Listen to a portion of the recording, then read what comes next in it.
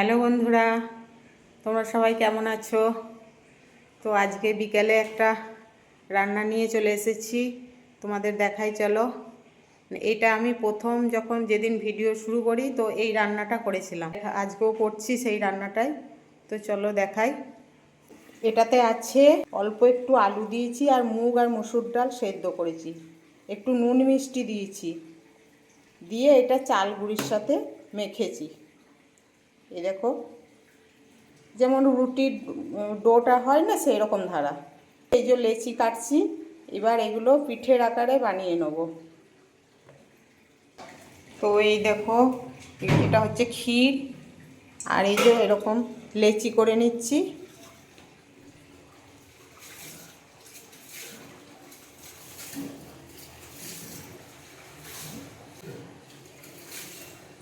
দিয়ে এটা এরকম পাকিয়ে দেবো।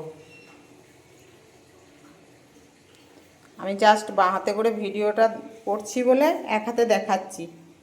আমার পিঠে একদম রেডি।